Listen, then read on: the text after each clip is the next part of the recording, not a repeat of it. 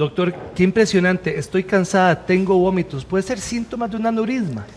Sobre todo los vómitos sí eventualmente podrían ser síntomas. Lo que pasa es que usualmente los aneurismas a veces cursan en forma asintomática, ¿verdad? Ese es un poco el problema a la hora de establecer el diagnóstico, ¿verdad? ¿Qué es un aneurisma, doctor? Que nosotros, el aneurisma es una deformación que sucede en una arteria. Nosotros en las arterias tenemos... Ahí lo sé. Ay, ya le digo dónde está. Ajá. Ok, sí.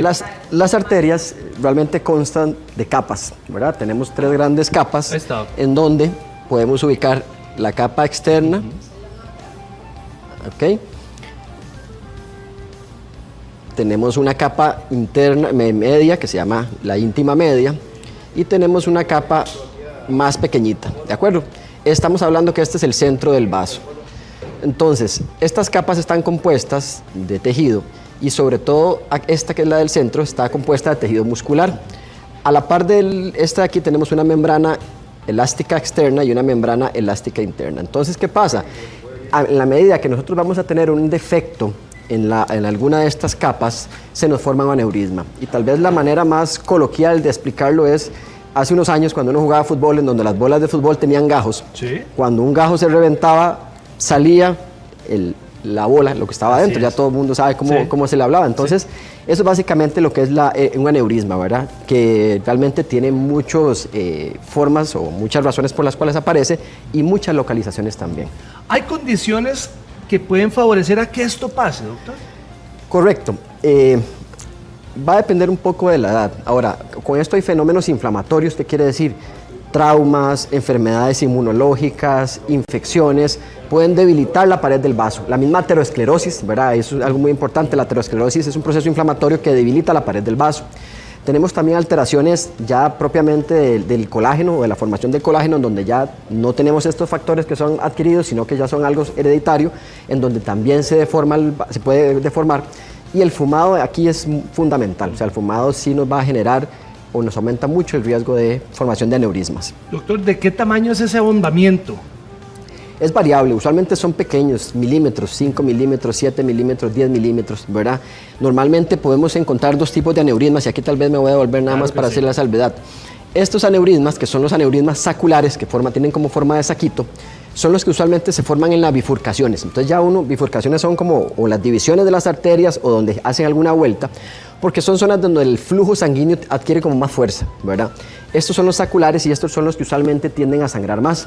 Hay otros que se llaman fusiformes, que es básicamente, si aquí nosotros tenemos la arteria, hay una dilatación como, vamos a ver, como así, aproximadamente. Esos son los fusiformes que tienen un menor riesgo de sangrado, ¿verdad? Aquí la preocupación sobre todo son los saculares. ¿Las personas que sufren de presión alta tienen que ver con esto, doctor? La hipertensión es un factor de riesgo y se ha visto, bueno, dependiendo de la literatura donde se lea, aumenta el riesgo en 1.5 veces el riesgo de tener un aneurisma. Lo que pasa es que hay muchos factores que también influyen, ¿verdad? El consumo de alcohol, el consumo de algunas drogas como cocaína, el tabaquismo, ¿verdad? Es muy importante.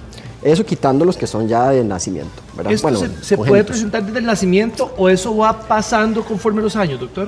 Ok, de aquellos en donde las causas son adquiridas, trauma, infecciones y eso, pues obviamente usualmente se ven a edades más avanzadas. En los pacientes que tienen trastornos ya propiamente en el colágeno, qué sé yo, pacientes que tienen síndrome de Marfan, Ehlers-Danlos, osteogénesis imperfecta o que tienen poliquistosis renal también, ya existen esos defectos. Lo que pasa es que esos defectos no se manifiestan desde edades tempranas. Se habla incluso, ahí como a números, tirando algunos números a grosso modo, que de todos los aneurismas, solo el 4% ocurren en menores de 18 años, ¿verdad? Entonces, sí, la población en donde uno lo va a encontrar no es la principal en la población pediátrica, ¿verdad? Habla usted que la gente con presión alta, pero eso nada más es como un factor, es como uno de tantos de la rifa. Es uno de los factores, pero existen otros, como les mencionaba anteriormente. Cuando le hablan de aneurisma, uno dice, claro, es en la cabeza, pero también puede ser en la rodilla, puede ser en el estómago. Realmente el aneurisma puede estar en cualquier lugar en donde exista una estructura vascular. Lo que pasa es que como la mayoría están en sitios en donde hay una mayor presión por el flujo sanguíneo, no es que las podemos encontrar en todo lado, pero podemos encontrar aneurismas a nivel aórtico, ¿verdad? Que es la arteria que sale del corazón y que prácticamente distribuye la sangre alrededor del cuerpo, a lo largo del cuerpo. Podemos encontrar a nivel de las arterias renales y en fin, en cualquier otra arteria podemos encontrar aneurismas. Por ejemplo, en la actriz, doctor, ella dice que le dolía mucho el ojo. ¿Se siente, se va a sentir algo, alguna presión? Probablemente es por compresión, ¿verdad? Los aneurismas pueden dar, muchos pueden ser asintomáticos, ¿verdad? Pero usualmente cuando hay síntomas pueden dar dolor de cabeza, pueden dar síntomas de compresión en el sitio en donde se ubiquen, ¿verdad? Qué sé yo, si comprimen el nervio óptico, okay, puede darnos problemas de visión o dolor ocular. Si nos comprimen una zona del cerebro que se encarga con de la sensibilidad o la parte motora, pues el paciente puede sentir adormecimiento en medio cuerpo nada más, o problemas de movilidad también, que son signos que uno lo tiene que alertar, ¿verdad? O sea, aquí tal vez la idea no es dar la idea de que cualquier dolor de cabeza tenemos que salir y pensar en un aneurisma, ¿verdad? Y cuando uno ve un dolor de cabeza, una cefalea, existen una cosa que se llama banderas rojas, que son signos que nos pueden decir cuando un dolor de cabeza es diferente a los demás. Entonces, aquel dolor de cabeza que tenga características diferentes a las que se han tenido previamente, o cuando es un dolor de cabeza que inicia muy súbitamente también. ¿Qué estamos viendo aquí, doctor? ¿Qué es esto? Okay, existen varios métodos para diagnosticar, ¿verdad? Usualmente no a todo mundo se le va a solicitar un aneurisma, un estudio de esto, sino que o personas que ya tienen síntomas que lo sugieren, o bien aquellos pacientes que tienen más riesgo, por ejemplo, pacientes que tienen familiares de primer grado con aneurismas, o pacientes que ya tienen estas enfermedades que hablamos anteriormente, sí son usualmente aquellos que se tamizan. Hay varias maneras de hacer el diagnóstico. Indudablemente se busca lo menos invasivo. ¿Qué es lo menos invasivo? De que sea una tomografía, una resonancia magnética. Siempre hay que hacerla con medio de contraste, porque la idea es que el medio de contraste dibuje, ¿verdad? Todos los vasos sanguíneos. Y el último, ¿verdad? Que no se utiliza siempre, solo en algunos casos seleccionados, es la arteriografía, que es introducir un medio de contraste ¿verdad? A nivel del cuerpo por las venas, para que se dibuje todo el árbol vascular. ¿Qué pasa si nos dicen, bueno, tiene un aneurisma, ahora qué va? ¿Cuál es el siguiente paso? ¿Qué se hace? En el contexto de los aneurismas intracraneales, el manejo es meramente, o el manejo radica mucho en la parte endovascular, y ahí tienen que ver la gente de neurocirugía, ¿verdad? Los neurocirujanos son los que van a tratar, ver cuál es la opción. Va a depender mucho de la forma del aneurisma, ¿verdad? Bueno, esto es, como le repito, tal vez este es un aneurisma sacular. Qué interesante, doctor, ¿verdad? Porque ahí se ve la presión y todo, ¿verdad? Exactamente, ahí se ve. Y parte de las terapias, ¿verdad? Que ahora se utilizan, tienden a ir en la línea de menor invasivo, o sea, que sea menos invasivo. ¿Qué quiere decir eso? Que no se opera al paciente. Entonces, a nivel de arteriografía, hay varias opciones que se pueden hacer. Una es introducir unas cosas que se llaman coils, que son como alambritos aquí que se van metiendo con el objetivo de que la sangre aquí tenga menos presión, ¿verdad? Se ejerce menos presión en esa zona, eso evita que haya una ruptura, y además la sangre aquí, al estar un poco más lenta, se tiende a ir formando un coágulo, entonces disminuye el riesgo. O hay otros dispositivos que lo que hacen es hacer que el flujo, digamos, como que la sangre tienda a pasar recto, sin meterse para acá, ¿verdad? En fin, hay varios dispositivos que son más del manejo neurocirujano que se utilizan para disminuir el riesgo de sangrado. Diabetes, presión alta, la persona que es obesa, ¿le puede facilitar esto el aneurisma? Sobre todo el hipertenso, sobre todo de todos estos, sobre todo es el hipertenso, ¿verdad? Porque son pacientes que tienen un proceso inflamatorio a nivel del vaso sanguíneo, y además tenemos aumento en las presiones, ¿verdad? Pero existen otros factores también. Por ejemplo, se ha visto que es más frecuente en las mujeres, entonces se cree que tiene que ver un poco con los cambios estrogénicos que se dan a lo largo de la vida, y los estrógenos modifican la sensibilidad muchas veces de estas capas vasculares. ¿Una persona puede vivir con un aneurisma o se tiene que operar en todos los casos? Ok, la indicación ahí sí va a depender de neurocirugía. Lo que sí tenemos que tomar en cuenta es que los aneurismas son más frecuentes de lo que creemos. Igual va a depender del estudio que se hace, pero aproximadamente un 2-3% de la población tiene un aneurisma. Y muchos de estos estudios se han hecho en autopsias, o sea, de gente que fallece de cualquier otra cosa, y se documentan que puede haber hasta un 2, 3, incluso hasta un 6% de aneurismas en las personas, y no necesariamente el aneurisma se va a llegar a romper, ¿verdad? Doctor, ¿qué pasa si esto se rompe? Okay, cuando se rompe es una catástrofe. Realmente la mortalidad es alta, estamos hablando de una tercera parte aproximadamente, y de esos que fallecen, una tercera parte no les da tiempo de llegar a un centro hospitalario, ¿verdad? Ahora, cuando esto se rompe, suceden varias cosas que afectan a la parte cerebral. Indudablemente está la parte del sangrado, o sea, cuando hay sangrado se genera mucha inflamación en el tejido que está alrededor. La otra cosa es que si hay una ruptura, la sangre, ¿verdad?, que tiene que ir por la arteria, se va para otro lado, entonces el tejido que está irrigado por esa arteria sufre isquemia. Isquemia es una disminución en el aporte sanguíneo y por ende de oxígeno. También hay fenómenos de vasoespasmo, o sea, las arterias se cierran, entonces eso favorece la isquemia. Y muchas veces el sangrado se mete en unos espacios que tenemos dentro del cerebro que se llaman ventrículos y genera obstrucción al líquido cefalorraquídeo. Entonces, realmente sí son emergencias. Tener cuidado, doctor. Doctor Duarte, le agradezco mucho su visita. Bueno, mucho gusto. Seguimos. En Noticias de Repretel, las noticias de cada hora.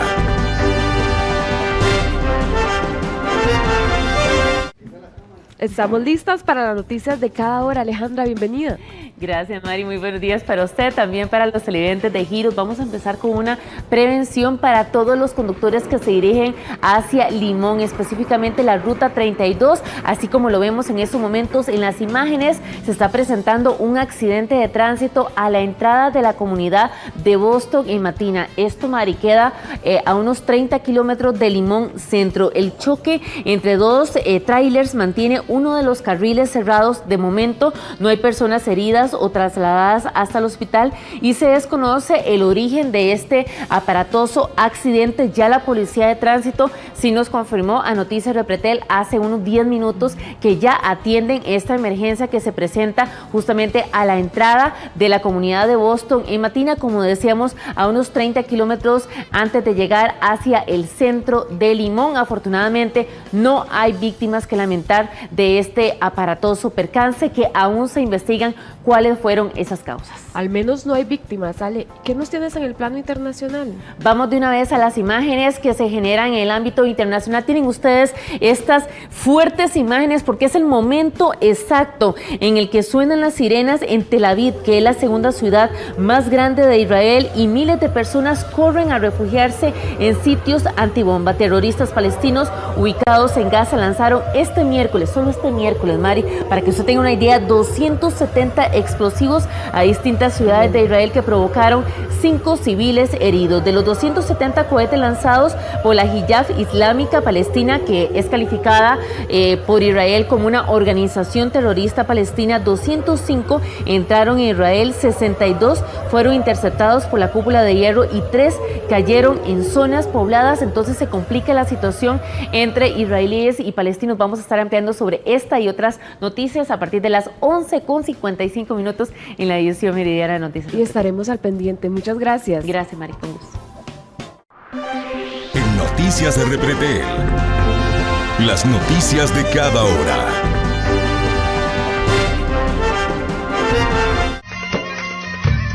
Quiero que hoy me acompañen a hacer un recorrido y no cogiendo un avión, sino yendo por el mundo, que nos encantaría también, pero haciéndolo a través del paladar, de la gastronomía. Así que hoy vamos a hacer un viaje por Medio Oriente y todos sus platillos de la mano de Rafi Ben Dron. ¿Dron o Dron?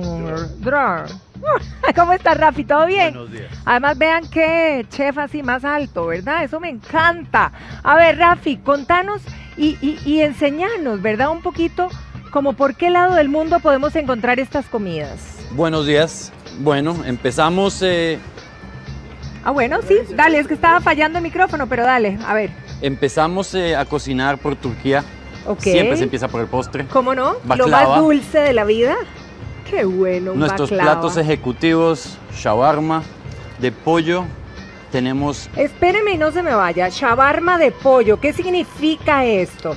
¿Qué significa el shawarma, verdad? ¿Y qué hay en todas las presentaciones que hay en este platillo? El típico shawarma es el pincho que viene de pie, el cual se corta finito, finito, finito la Ajá. carne, el que lo pollo. vemos como en los restaurantes libaneses, Libaneses, ¿verdad? turcos, Ok, israelíes, sí. Ajá, y esto está aderezado como con qué, o adobado como con qué. Esto tiene paprika, tiene comino y tiene el chile picante y tiene todos los sabores distintos que vienen del Medio Oriente. Ok, por aquí. El hummus, que no puede faltar en un restaurante de Medio Oriente. ¿Cómo no? Dip de garbanzos, Qué rico. adobado y bien condimentado con aceite de olivo. Que hoy por hoy ya lo usamos los ticos mucho, ¿verdad? Como un dip para se cuando puede nos comprar en los reunimos. supermercados. Exacto. ¿Esta papita con qué está adobada? ¿Paprika La o...? papa frita nuestra viene Ajá. adobada con una paprika y una colección de verdes. ¿Así? Aquí les ponemos el plato que viene con pita, la pita libanesa o la pita clásica.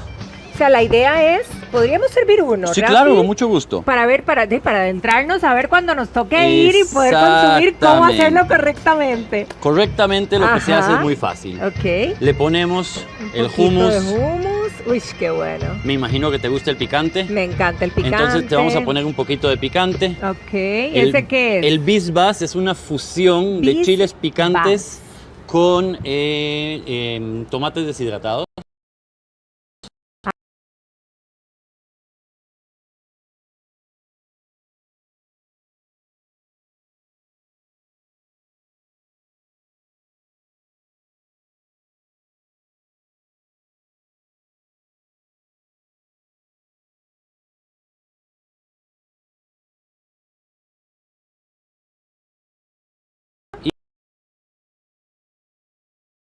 Y al final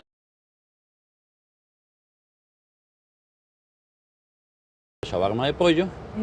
¿El shawarma solo es de pollo o pudiera ser de otra carne? Cualquier tipo de carne, puede ser de cordero, puede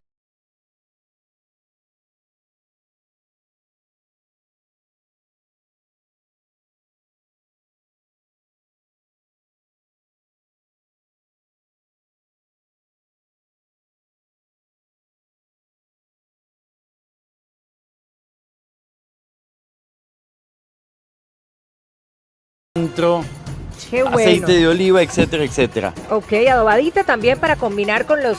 Yo iba a decir con los tacos, pero no.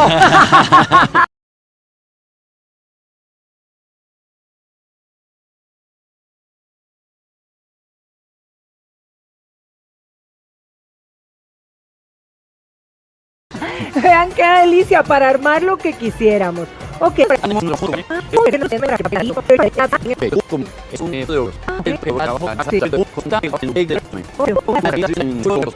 Años pasó a ser el plato de todo el mundo. En el mercado central de Jerusalén, de donde yo vengo, lo eran 20 opciones, en todo 20 lado. exactamente. Okay. Por aquí, ¿qué tenemos? Aquí tenemos un antipasti de berenjenas y chiles morrones. Ajá. Y nuestras famosas pita chips. Ay, esa es la misma pita, pero delgadita. Esta es la pita libanesa, Ajá. que nosotros las tostamos y las adobamos y las usamos como los chips. Muy, muy, muy rico. Perfecto. Por aquí tienen nuestros roll borek. Es la boreca turca. ¿La qué, perdón? La boreca turca. ¿Qué es eso? Es un... ¿Es un dulce o es un salado? No, es un salado. Este viene relleno de carne. Qué curioso, pareciera como, ¿verdad? Sí, como una oreja. Parece como una oreja o como un cinnamon roll. Como un cinnamon roll, sí. Nosotros las hacemos o de carne o de queso con ¿Y a espinaca. dónde está la carne? La carne está dentro. Es Ah, carne está mechada rellena. que viene, sí. ¿Y estos y estas? Eso es ajonjolí negro. Ay, qué bueno. Ok. Aquí tenemos el baba ganoush, el dip de berenjena. Ese es de berenjena. Sí. Que este también ya hoy por hoy lo consumimos mucho aquí. Se consume ha hecho mucho, muy exactamente. común y lo hemos conocido mucho. También con los pita chips. Con los pita chips que se ven deliciosos. Exactamente. Otro típico. Aquí tenemos el falafel. El falafel es el conflicto entre todos los países del Medio Oriente. ¿Se lo quieren robar? Cada uno dice esto es nuestro, esto es nuestro. Hay una competencia mundial de falafel. Y aquí tenemos el muhammara. Pero el falafel, abrime uno para que lo vean. El falafel, ¿cómo se prepara? El falafel es una combinación de especies y de garbanzo.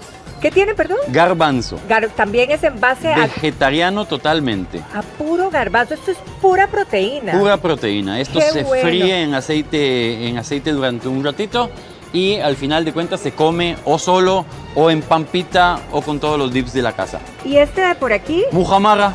Muhammara es un dip a base de chiles morrones y nuez nogal, picante, delicioso. Lo puedes acompañar con cualquiera de las carnes, cualquiera de los panes. Rafi, si te quieren buscar, se van para Escalante y pueden degustar cualquiera de los platillos, pero también me encanta porque Rafi tiene un mercadito. Así que si quiere probar cualquier sabor del Medio Oriente en sus diferentes presentaciones, puede buscarlo ahí también. Jafla Market, estamos 100 metros sur del Banco Improsa. Qué bueno, qué rico. Vean ustedes, para que se lo lleve a la casa y se lleve el Medio Oriente para su casa ahí en cualquier lugar del país. Los esperamos. Muchísimas gracias, A Rafi. ustedes. Un placer tenerte aquí. ¿Cómo está su estado de ánimo? La carencia de algunas sustancias, la falta de ejercicio, la muerte de un ser querido o simplemente una ruptura sentimental nos pueden desajustar, pero vea qué interesante, cómo podemos volver a esa, llamémosla, normalidad. Tenemos a la doctora Erika Salazar Fernández, máster en deterioro cognitivo y amiga de la casa, puedo decirlo. Claro que sí. ¿Cómo está, doctora? Muy bien, muchísimas gracias, Ítalo. A veces nos desajustamos, ¿por qué pasa eso?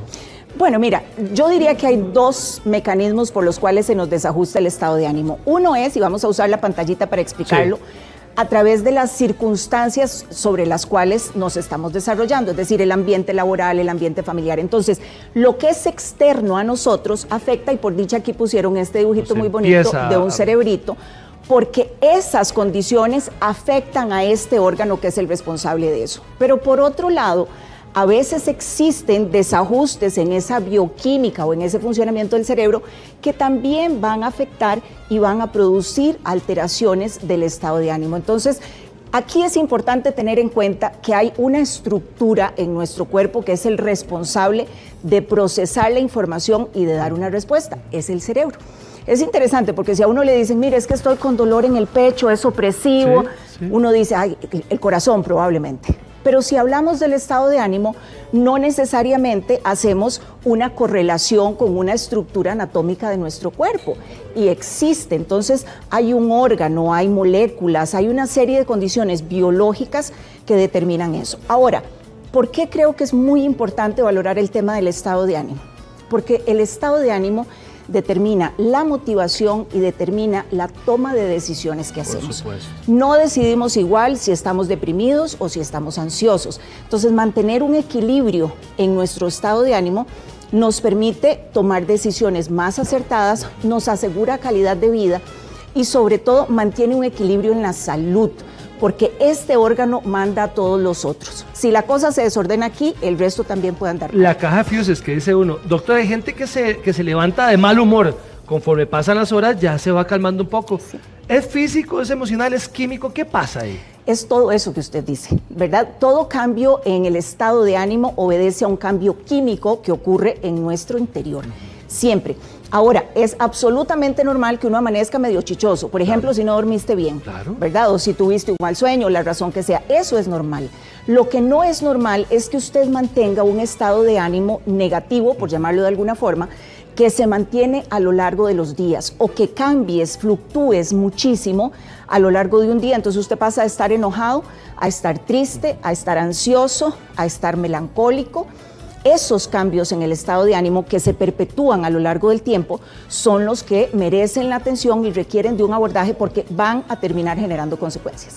¿Qué temazo? ¿Cómo interviene la convivencia familiar en el mal humor? O eso que me desajusta, uno está bien y ya empieza que la tía llamando, el otro peleando, entonces usted, ¿verdad? Se altera también.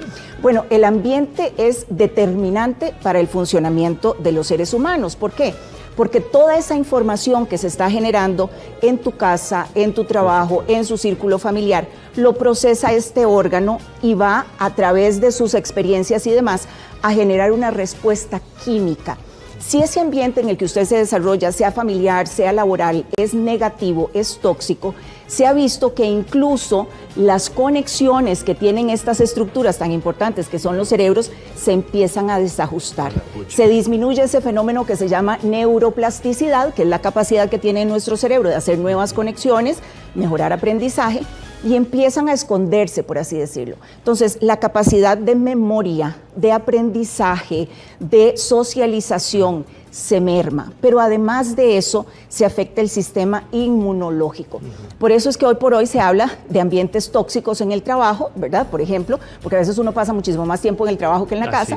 Y esos ambientes terminan por generar enfermedades somáticas, infartos, derrames, hipertensión y demás. Qué buen tema tocó usted, porque hay gente que dice, no funciona en el trabajo por el ambiente en el que no puedo trabajar tranquilo. Así es, y ese es un temazo, ¿verdad?, que yo creo que ha ocupado mucho a las empresas en los últimos años, en donde se dan cuenta que hacer un mal manejo de su personal definitivamente va a generar un mal rendimiento en el trabajo. Las empresas que han detectado que sus empleados no tienen un buen rendimiento, muchas veces eso coincide con un mal ambiente laboral. Y es importante para uno como persona tomar eso en cuenta porque entonces me permite decidir. Al final de cuentas es mi salud y mi calidad de vida, y a veces algunos ambientes laborales es mejor hacerlos al lado y buscar otras opciones. Sonará un poco difícil para algunas personas, pero si lo ves a largo plazo realmente es una decisión vital. Doctora, a veces hay que hacerse un autoexamen y decir, ¿será que yo estoy desajustado porque me falta alguna vitaminita o algo, alguna sustancia, algún aminoácido que le falta a mi cuerpo y que me está desajustando? Absolutamente. Vea, este cerebrito es una estructura, ¿verdad? Es un órgano como tal que tiene un montón de trabajadores que son neuronas, glía y demás. Pero para que él funcione necesita sustancias, vitaminas, minerales, sí, pero hay dos grupos de sustancias que son determinantes y son, en primer lugar, las hormonas y en segundo lugar, lo que se llaman neurotransmisores. Vamos a usar estas siglas. Estas dos sustancias son responsables de que mi cerebro funcione bien. Entonces, muchas veces ese ambiente tóxico, negativo, desagradable, va a producir alteraciones en mis hormonas o en mis neurotransmisores, y es este desajuste el que produce el cambio en el estado de ánimo. Entonces, ahí ya es importante tomar en cuenta que no solo es indispensable mejorar la dinámica del trabajo, sino que también es esencial valorar cómo está mi bioquímica interna, cómo están mis niveles hormonales, y ahorita vamos a hablar un poquito más de cuáles son las hormonas y los neurotransmisores que están involucrados en la regulación del humor, pero estos dos grupos hacen que yo esté feliz, triste, irritable, sociable, porque vean que aquí estamos hablando de estado de ánimo, ¿de acuerdo? Que esté triste, que esté feliz, que esté ansioso, pero eso también determina mi capacidad, por ejemplo, de socialización. Las personas con depresión suelen tener aislamiento social. Si nos aislamos socialmente, disminuye también la síntesis de una hormona que es muy interesante, que es la oxitocina. La oxitocina tiene efecto antiestrés, tiene efecto ansiolítico, tiene un efecto interesante generando confianza en las personas, y entonces empiezan una cascada de eventos que termina por producir cambios moleculares que luego se convierten en cambios estructurales. Mi cerebro modifica incluso la forma que tiene, y va a afectar ya no solo en ese momento el estado de ánimo, sino que años después puede afectar mi funcionamiento cognitivo, que eso es muy importante porque es la capacidad que yo tengo de aprender, de entender el lenguaje, de socializar, y en el peor de los casos puede terminar con una demencia. ¿Qué tanto pesa el desajuste hormonal, las hormonas desajustadas, cada aspecto de nuestra vida? ¿Cuánto pesa? Pesa muchísimo porque las hormonas influyen en todos los órganos e influyen de manera muy directa nuestro cerebro. Entonces, estas amiguitas son responsables de la regulación del comportamiento, de la regulación del estado de ánimo, de la capacidad de memoria, porque regulan el cerebro. Entonces, aquí, tanto hombres como mujeres tenemos las mismas hormonas, tenemos lo mismo, la diferencia es la cantidad. Pero existen condiciones que hacen que el grupo femenino tenga una exposición diferente a las hormonas. Desde que hacemos nuestro proceso de menarca, cuando viene la primera menstruación, empezamos a tener esos cambios en los ciclos hormonales. Pero además de eso, desde muy temprano se suele iniciar con el uso de anticonceptivos orales, por ejemplo. Entonces ahí ya tenemos una condición que también va a modificar estas hormonas. Posteriormente entramos en la perimenopausia y en la menopausia, y ahí las hormonas que debían estar altísimas se van al suelo. Van para arriba, y es una locura. Así es. Entonces, ¿por qué hago esta aclaración? Porque las mujeres tienden a ser más propensas a tener cambios bruscos en el estado de ánimo, que muchas veces son parte de nuestra fisiología. No pasa nada con que antes de la menstruación nos pongamos un poco más chichosas. Eso pasa. Sí. Eso no es patológico. Lo que es patológico es que todos los días se sientan tristes, que todos los días se sientan cansadas, que todos los días se sientan sin ganas de hacer nada, que tengan intención de hacer las cosas y no lo puedan hacer. Entonces, ¿por qué hago la mención de los anticonceptivos y de la menopausia? Porque estas condiciones tienden a modificar los niveles hormonales. Entonces vemos mujeres muy jóvenes, me estoy refiriendo a mujeres que van de los 20 a los 35 años, con trastornos anímicos que son cada vez más frecuentes. Claro. Entonces creo que es valioso también tomar en cuenta que lo que usemos como tratamiento, por ejemplo para la parte de anticoncepción, puede influir muchísimo en mi estado de ánimo y a veces la gente no lo considera. Qué raro, me siento triste, me siento cansado, me siento chichosa, no tengo gota de deseo sexual, adoro a mi pareja pero no tengo el más mínimo deseo sexual. ¿Pueden ser las hormonas las que están modificando ese estado de ánimo? Sin duda lo son. Y en los hombres es lo mismo, ¿verdad? Claro. En ustedes la hormona quizá que tiene más efecto en el comportamiento es la testosterona. Pero los hombres con deficiencia de testosterona se ponen un poquillo chichosos. Claro, por supuesto. Se ponen irritables, socializan menos, su capacidad de toma de decisiones se minimiza. Entonces, en efecto, las hormonas son determinantes en el comportamiento que tenemos hombres y mujeres. A la hora del desajuste de hormonas, hay muy poca opción, tal vez, o las mismas opciones. ¿Para dónde? Para los anticonceptivos. ¿Hay otras opciones que te pueden regular mejor, doctora? Sí, yo creo que ahí hay todo un tema de necesidad de más educación para las mujeres en relación con cuáles son los efectos de las cosas que nos indican que debemos tomar. Exacto. Porque si bien es cierto, la anticoncepción es muy valiosa, eso le ha permitido a las mujeres tener acceso a un montón de condiciones que antes no teníamos, pero por supuesto que no solo producen cosas buenas, ¿verdad? Son hormonas que si desajustan mi producción hormonal van a generar efectos negativos y hay diferentes tipos de anticonceptivos. Por eso es importante que la mujer, antes de tomar la decisión de qué anticonceptivo va a utilizar, pues tenga una recomendación profesional en donde, de acuerdo a su condición de vida, a la dieta que tiene, al perfil hormonal que tiene en ese momento, se sepa que ese medicamento, por así decirlo, ese anticonceptivo, no le va a generar mayor desajuste. Se ha visto que algunos anticonceptivos, sobre todo los que son de uso oral, son los que tienden a producir más alteraciones en la parte de mi esquema hormonal. Entonces, los anticonceptivos orales, ¿qué es lo que hacen muchas veces? Disminuyen los niveles de estrógenos, que son una hormona súper importante para el comportamiento, disminuyen los niveles de testosterona, entonces la parte del líbido tiende a irse completamente, pero además tienden también a actuar sobre el cortisol. Entonces ve que aquí estoy mencionando hormonas que son muy importantes en el manejo de energía que yo puedo tener en mi cuerpo, en la concentración, en el comportamiento. Así que sí, tal vez esa pregunta que usted hace me parece súper valiosa. Sí existen opciones, unas que son mejores y que hay que buscar qué es lo que se adapta a cada persona. Pero creo que también es importante entender que hay mujeres que desde muy jovencitas tienen rasgos de trastorno ansioso o de trastorno depresivo. En esas personas se ha visto que el uso de algunas anticonceptivas, sobre todo las orales, pueden ser contraproducentes porque aumentan la condición, exacerban los síntomas negativos. Doctora, ¿tenemos opciones naturales para no estar tan desajustado? ¿Opciones a la mano? Pues algunas, o sea, hay varias condiciones que determinan que nosotros estemos ajustados o desajustados, ¿de acuerdo? Y esas opciones de las que mencionas ahorita podemos verlas aquí en detalle, pero obedecen sobre todo algunos suplementos que entran a mi cuerpo. Exacto. Y ayudan a que mi cerebro produzca esas sustancias, sobre todo neurotransmisores, que favorecen mi funcionamiento. La serotonina, por ejemplo, es un neurotransmisor que la gente le dice el neurotransmisor o la hormona de la felicidad. ¿Verdad? Exactamente. La dopamina también, ¿de acuerdo? La oxitocina, son sustancias que actúan en mi cerebro. Serotonina particularmente, gran parte de ella se sintetiza en el tracto digestivo. Entonces, ojo, las personas que tienen problemas digestivos a veces también pueden exhibir alteraciones del estado de ánimo porque la maquinaria que le permite a mi cuerpo disponer de la materia prima para hacer serotonina no está funcionando.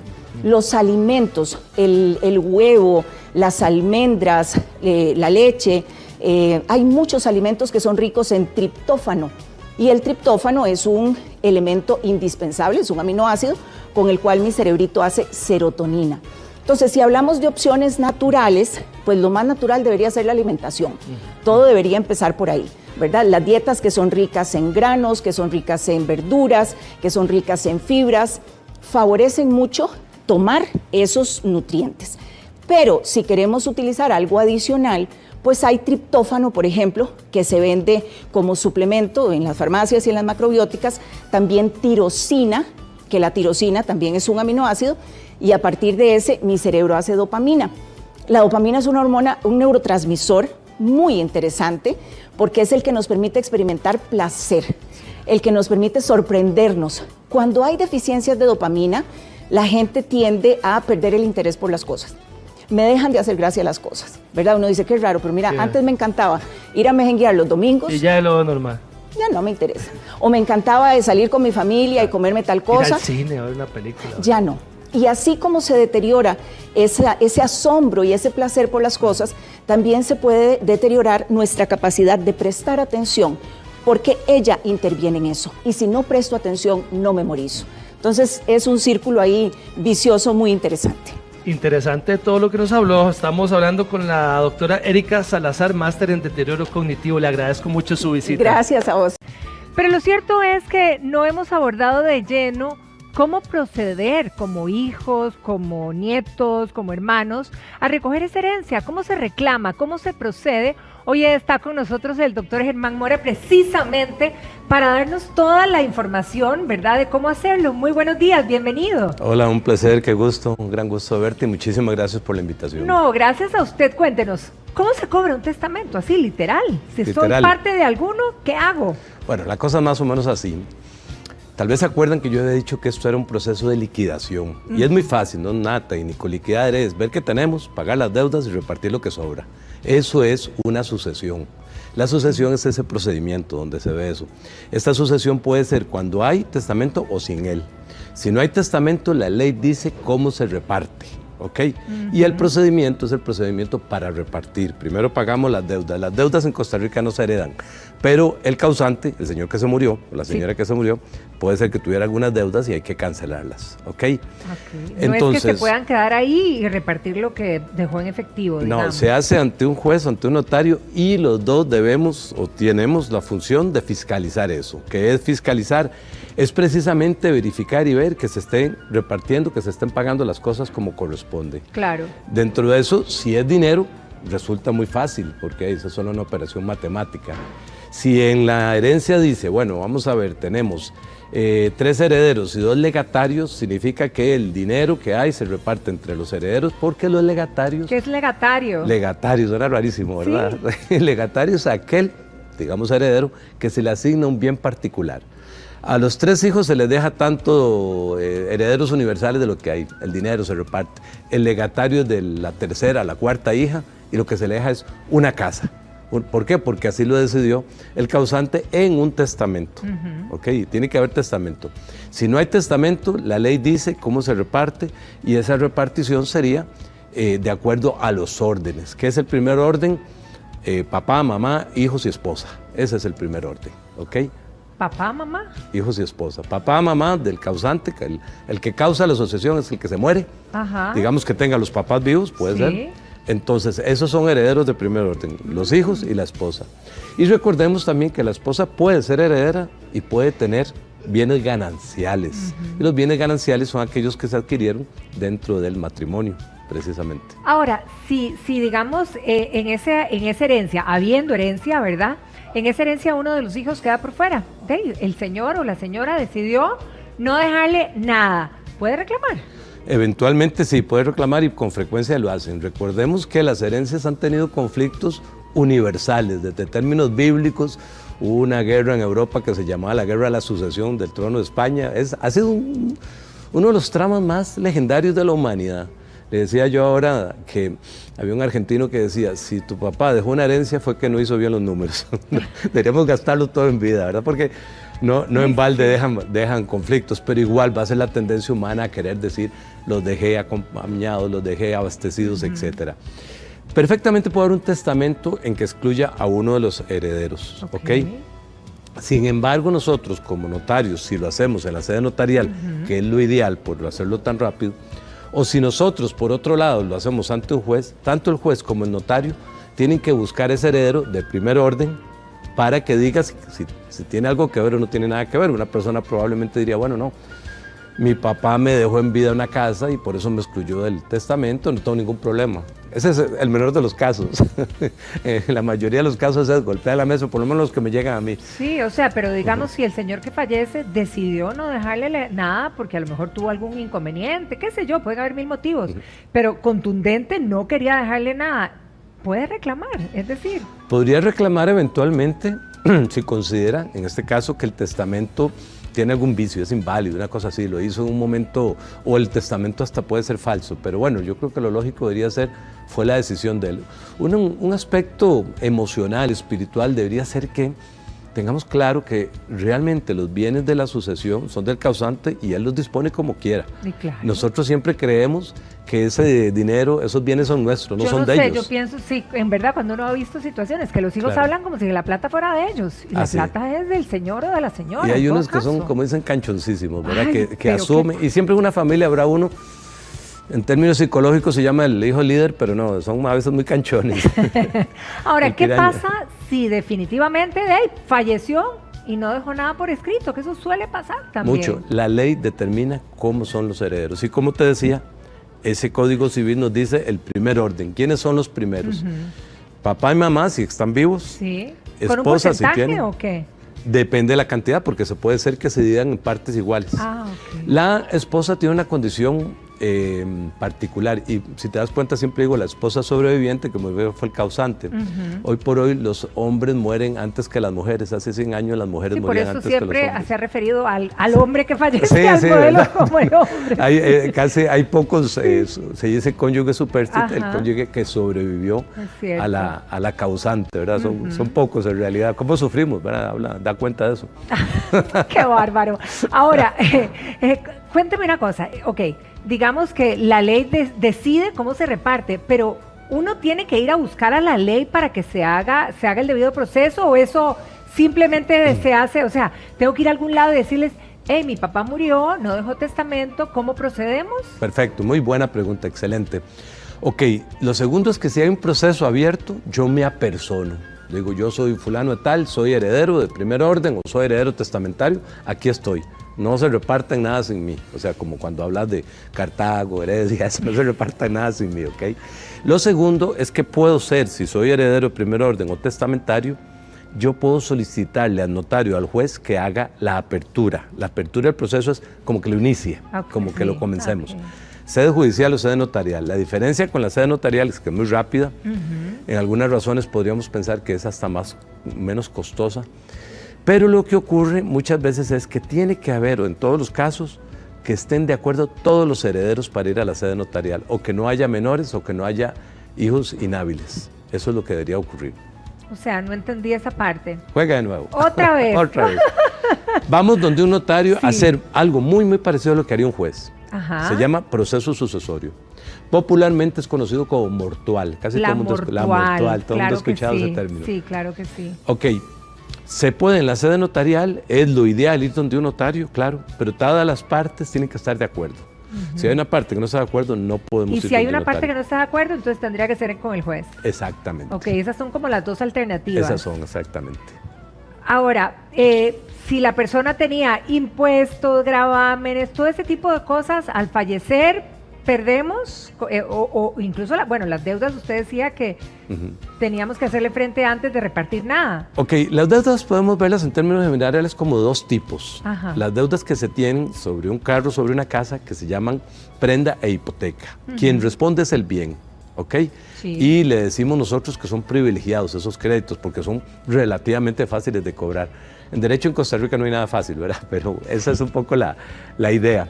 Entonces, teniendo esas deudas sobre eso, si el causante, el señor muere, el muerto se muere, lo que ocurre con él entonces es que las tienen que pagar eso los herederos, porque si no, el bien lo va a sacar a remate, ¿ok?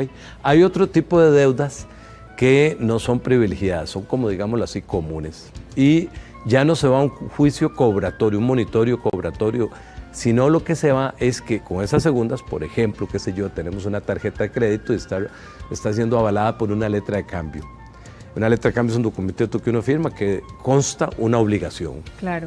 Ahí lo que se va es simplemente a donde ya no el juez a cobrarlo, ya no es un juez de cobro, sino a donde iríamos es por otro lado a legalizar ese crédito dentro de la sucesión. Entonces yo interesado, yo acreedor, llámese frecuentísimo Caja Costarricense de Seguro Social, que todo el mundo le da la caja, por dicha que las cosas están mejorando.